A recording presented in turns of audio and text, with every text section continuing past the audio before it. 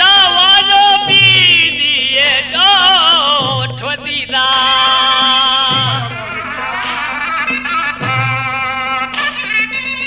ယမေရဲ့တနေလာဥဒ္ဒရာသနဲ့ခဏင်းကောင်းဒီမှာဆန်းရှိလာတော့ဗျာထူမဖို့လေးထူမဖို့လေး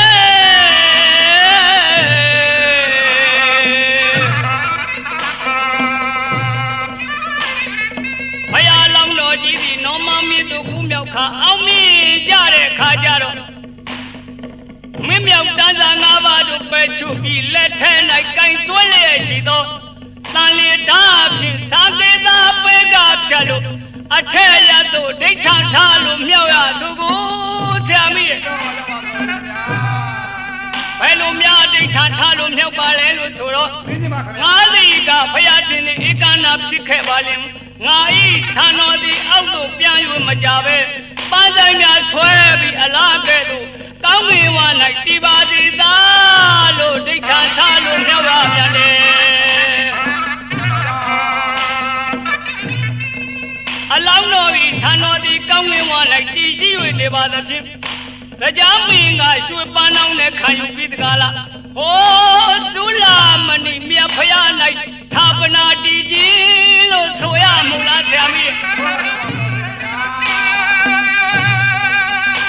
ဖယားဖြစ်မဲ့ချိန်မသိတဲ့ခါကြတော့ဂတိကဗြဟ္မာမင်းဆင်းပြီးတကားလားဘဒုံမှာရွှေကြသင်္ကန်းကလူကြရပြန်တယ်ဘဒုံမှာရွှေကြသင်္ကန်းကိုယုံပြီးဒီနောက်မှာဒုက္ခရသရိယာချောင်းလေးကြောင့်ကျင်းတော်မူရရှာတယ်ဒုက္ခရသရိယာချောင်းလေးကြောင့်ကျင်းတော်မူပြီးဒီနောက်မှာဘောဓိပင်နဲ့ရွှေပလင်အောင်မြင်တော်မူကြသို့ကိုဆရာမရဲ့ဘောဓိပင်နဲ့ရွှေပလင်အောင်မြင်တော်မူတဲ့ခါကြတော့ရွှေပလင်တဲ့ထက်ဝဲဖွဲ့ခွေတရင်ဝသုံးနေတော်မူ၍ဘုရားမဖြစ်သမျှဤပလင်ကငါမထတော့ပြီလို့ကြံထားတော်မူရပြန်တယ်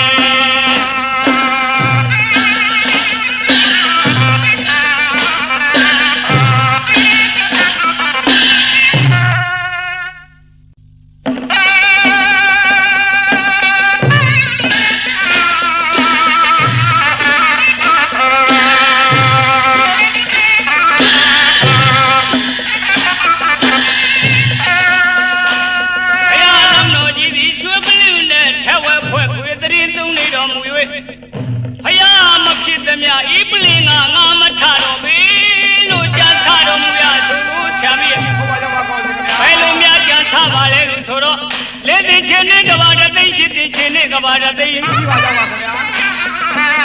တစ်ထက်၆သိချင်းနဲ့ကဘာတသိတွက်ကိမရအောင်ပါရမီတော်သုဒုသုခု၍လာတဲ့အလောင်းတော်သိဒ္ဓထငါရှင်သည်ဘောရိမန္တယီတို့ကပိတကာလသဗ္ဗညုတရွှေညောင်ရလို့ဖရာရှင်ဧကောင်းနာဖြစ်တော်မူရလေပြီဒါကြောင့်ဤရွှေဘုံအရှိမျက်နှာ၌မမေ့ရက်စရာဓမ္မချီထောက်ကြနေဖို့ရွာရွှေကောက်ပြောစီအဖွဲ့သားတို့မူလားဆရာမကြီးရွာရွှေကောက်ပြောစီအဖွဲ့ကဗုဒ္ဓဝင်စားသွားဖြင့်